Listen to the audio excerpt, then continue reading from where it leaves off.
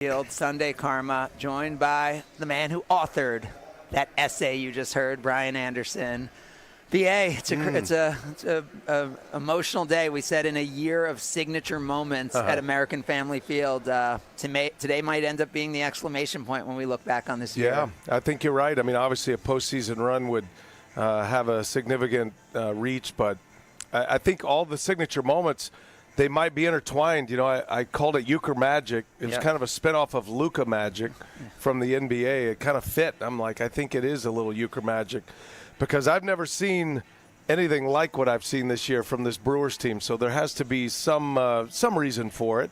And we'll give the players a little credit, but we might as well go ahead and give Bob most of the credit. So sometimes I look in my texts and I type in words like unbelievable, unfathomable, and there's 11 different times this season where literally I've been texting friends about things that I just didn't believe. And so, yeah, you've been here through this all, but let's go back.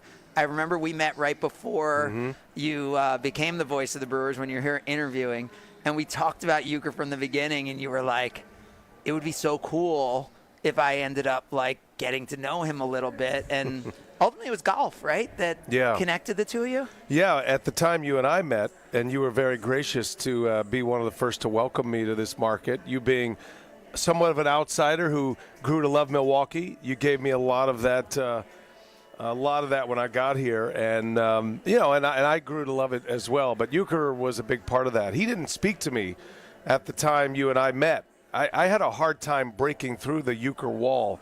I think it was all by design.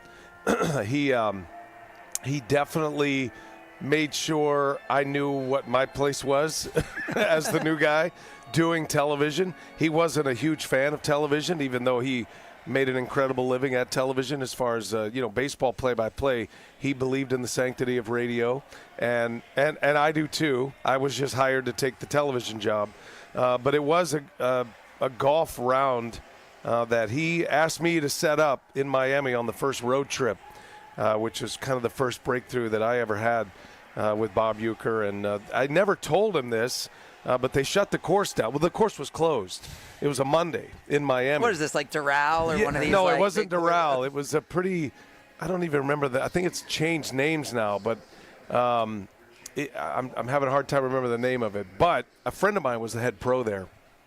And he goes, well, we're closed on Monday. I go, his name's Bob Francisco. And I said, Bob, I need a victory. I need you to have one cart ready. I need you to love me. We'll go play. You to love me. He goes, I got you covered. Not only did he have a couple of carts, he played with us, the pro and the club champion. He brought the chef in. He brought a couple of golf services guys. So literally we ran the place as an open course, and it was closed. And I remember Uecker the whole time around was like, there's nobody here.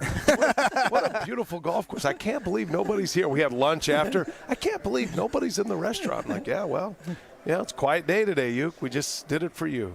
And so how did that relationship develop over time, and what was he like? Because everyone has their Bob Uecker stories. What was the Bob Uecker that you got to know?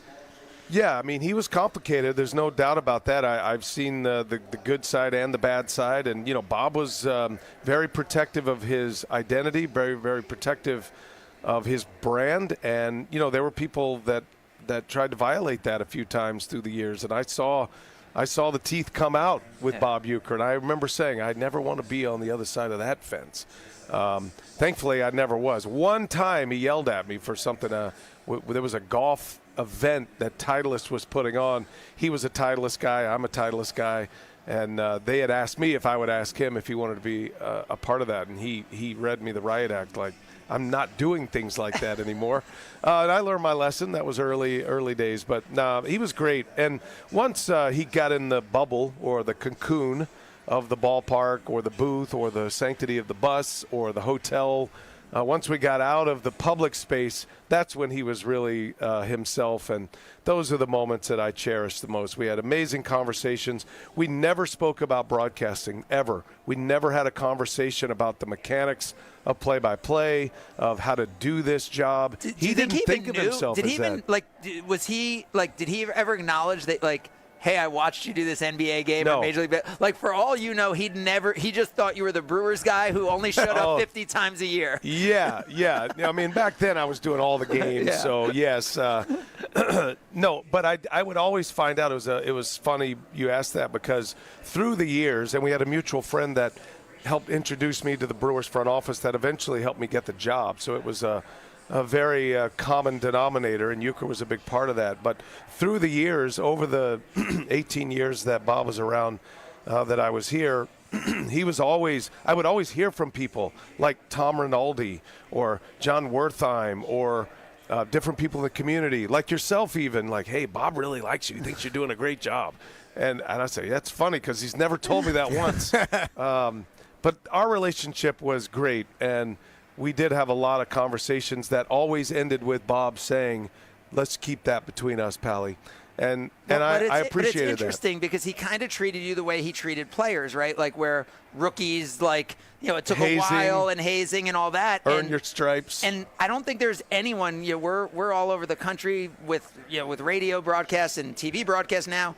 There was nobody that I know where the players actually had a relationship with the radio guys. Was that something you noticed, and you're like, wait, like, he's like in the locker room, like, I don't like, that's not normal around the league. He still thinks he's a player with these guys. My first interview I ever did, they took me through the clubhouse, and I saw Bob Uecker. I'm like, Bob Uecker's got a locker? Oh yeah, he's here every day. And this was in December when I came for the interview, December of '06, and I remember just being sort of dumbfounded, but also I felt this connection, because I too in the minor leagues had a locker, because I too threw batting practice, and I caught bullpens my first 5 years calling minor league baseball. So I had a locker in the coach's office, and I remember at the time going, there's never been a broadcaster in the history of baseball that's had a locker. And then you get to the major found out Bob leagues, Uecker did. and it's actually in the major leagues. And he had it. And he wasn't the bullpen catcher. No, but there were pictures of him throwing batting practice. He threw BP for 30 years. I mean, he threw the first group of BP, which, for those of you who don't know, we call that the show group. And the show group is the one, that's where all the big boys are. That's where, Prince Fielder, the Bronze, in his era, it was the Younts, the Molitors. He threw the show group. And I threw the show group, but it was minor league show group. It was mainly just to do the first group and get out of there. So we had that connection, and and my brother's in the game. I think he really connected with my brother, who was a former player briefly in the major leagues, longtime scout. Bob loves scouts. The fact that a sibling of mine was not only a scout but a very accomplished scout and won the Scout of the Year award.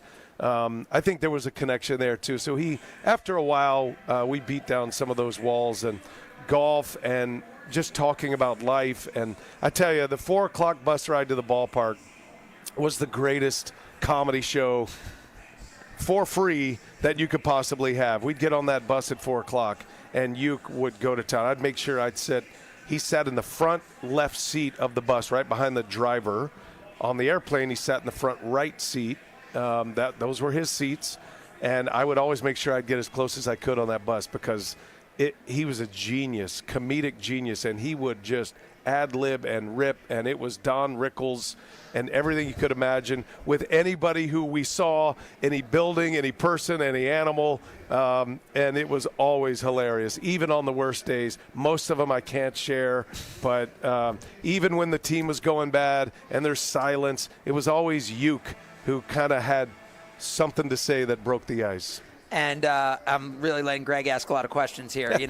Really good teammate here. This is how the interviews generally go on Sunday, Karma. Yeah, so. Like Uke's partner in Major League. Yes, exactly. That's right, Bob. He's not the best color commentator in the league. But Yes, sir, Harry. But I got to ask you, so what are fans going to expect to see and hear today? With it being Celebrate Bob Uecker Day. Yeah, this will be special today, and we've all seen this, because there was an event at the Milwaukee Theater in April, a private event for family, friends, employees. It was an amazing turnout. The names and faces you saw at this event was incredible. Bob Costas emceed it. Al Michaels was there, Dick Ebersol, a ton of players. I think there were 4 Hall of Famers that were there. Ted Simmons was there, and he'll be back today. So we've done this. But we wanted to set something, we meaning the Brewers organization, wanted to do something for the fans and it felt a long way from April when we did the private event. But now we're here. I think I actually am really happy that it ended up this way on a Sunday with the Brewers playing the way they are. It's special. There are 4 short videos. The same guys that did the Just a Bit Outside movie produced and directed these films. They're 4 short films going through Uecker's life to first, to second base, third base, and then home. It's his playing career. It's his life in Milwaukee, his playing career, his entertainment career, ultimately his broadcasting career. And it is very well done and very special and very emotional. There are scenes in this, and we're going to cover this for you on FanDuel Sports Network. Obviously, if you're in the crowd, we are encouraging you to be here by noon. Because you don't want to miss this. But there are never before seen images and home movies from the Uecker family. That's what really struck me. I had seen some things, and I don't want to give it away now, but there are some images that I had not seen with his family, and when he's playing in Latin America, like I'd never seen that, and it's really cool. So that's basically the idea, that we'll kind of go through his life and legacy, and there's a lot of dignitaries on the field, and then I'm going to turn the tables on Bob Costas, and he's emceeing, but I want him to be able to speak from the heart as well, not as an MC. So I will do that part with him. It'll be great. You'll love it. Yeah, and even around the stadium, there's all the different displays and everything, so fans can expect to be able to see all that as well. My favorite one is the one I just walked by coming up here. It's on the loge level, which is where the press box is. Just to the first base side of the press box, they have curated mannequins and all of his, many of his attire. It's almost like a fashion show. You know, you've got all the different loud sport coats and the way he dressed in the Johnny Carson appearances and for Major League. And I would say there's probably maybe 8 or 10 of those.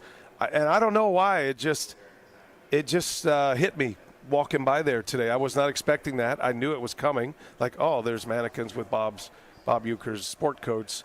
But, wow, walking by there and kind of seeing it built up and in the full outfit, that was pretty cool, man. Like, I want to actually go back there and take a few pictures. And we'll have plenty of images to show you on television, and you'll see it all over social.